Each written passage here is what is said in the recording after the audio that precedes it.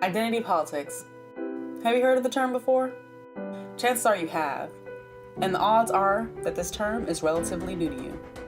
The word didn't pop up on Google's Ngram until about 1990 and has skyrocketed ever since. Here in the college world, we don't refer to this concept, but we are constantly submerged with its ideas. Identity politics comes in many forms, but in recent years, the most prosperous times in human history, we've become more focused on the identity politics of race. This is in part due to the reactions of the first Black president and several high-profile killings of Black people. The 2016 presidential election was ground zero for the autopsy and naming of the concept, identity politics.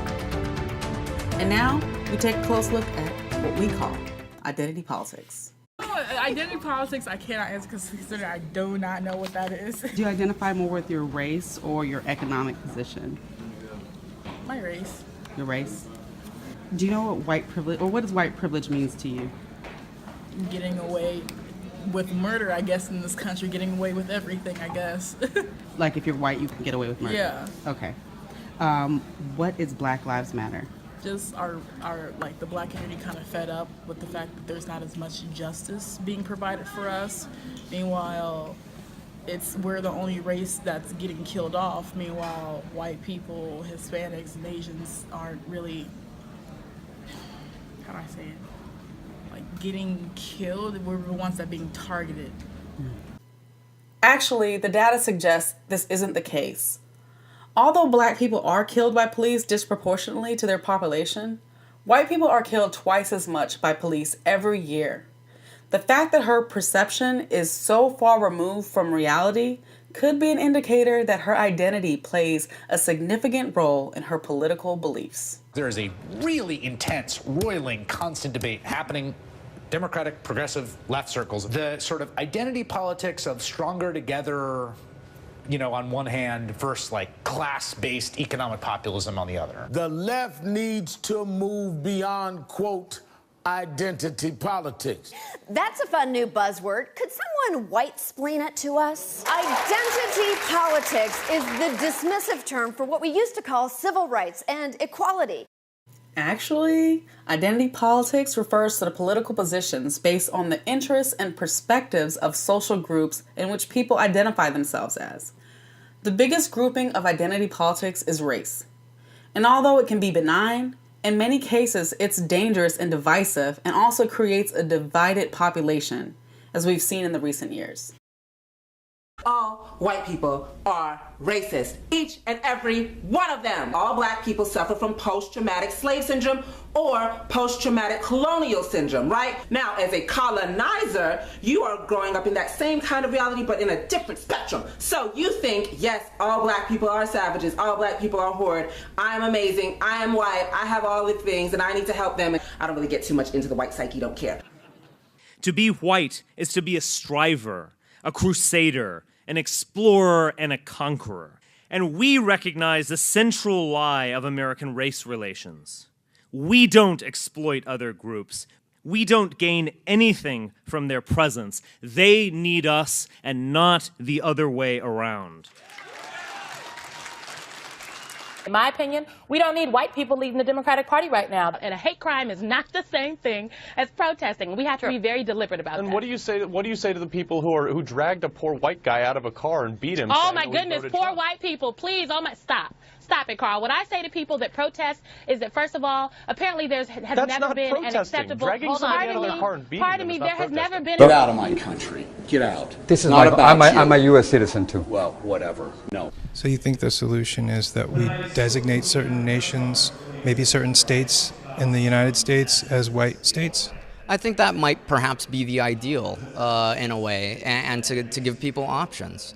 And then, these people wouldn't have to, they could have their utopia and we could have ours. And that's not to say that it would be perfect. We all know that. That's a sign that people are joining tribes and movements, right? It's not the sign of clear thinking. If you're reasoning honestly about facts, then the color of your skin is irrelevant. The religion of your parents is irrelevant. Whether you're gay or straight is irrelevant. Your identity is irrelevant. In fact, If you're talking about reality, its character can't be predicated on who you happen to be. Right? That's what it means to be talking about reality. And this also applies to the reality of human experience. Do you identify more with your race or your economic position? It's like 50-50. What does white privilege mean to you? Ooh. That was good. I don't know. I don't really understand. Not just because black people don't have the institutional power to be racist or to deploy racism. Racism presupposes the ability to control a significant segment of the population economically, politically, and socially by imposing law, covenant, and restriction on their lives. Black people ain't had no capacity to do that.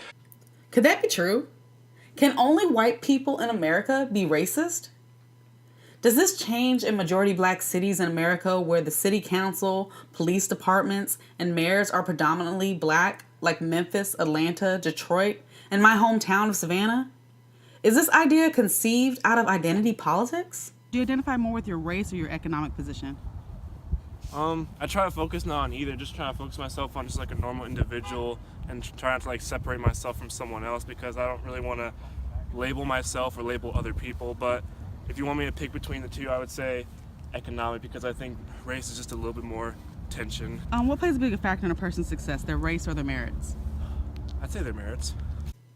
We don't have to look to Washington, D.C. or CNN to find groups collectivizing themselves politically based on their race. Champaign has made news of its own with our groupthink.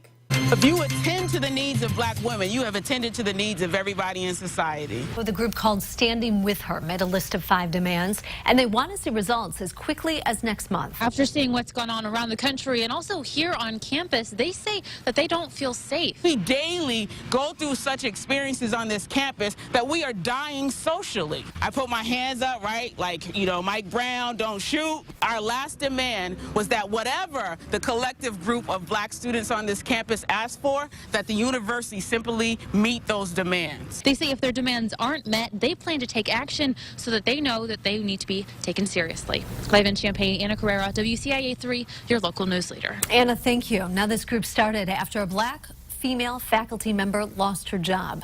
We're digging deeper now. They didn't want to use her name to protect her, but she worked in the College of Education. Campus leaders say they learned that professor was being paid for holding 2 full-time tenure-track positions. The other was at a university in another state. The situation came up when students complained the professor was missing class at the U of I. Okay, so do you identify more with your race or your economic position?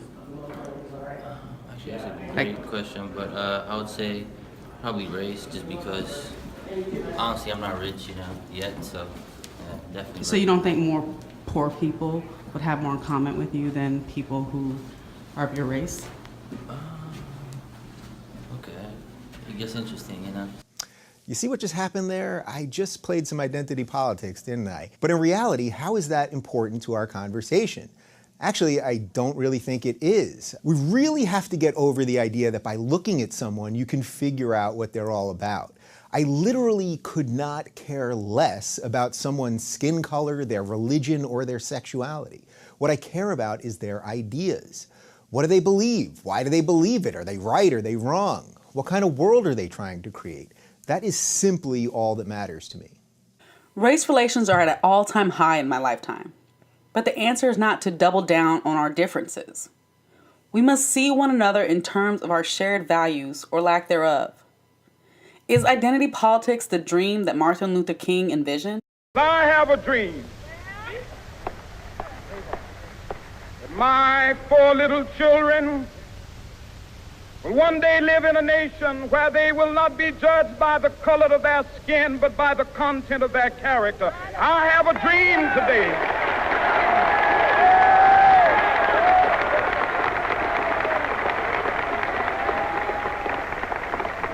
Black men and white men, Jews and Gentiles, Protestants and Catholics will be able to join hands and sing in the words of the old Negro spiritual, free at last, free at last. Thank God Almighty, we are free at last.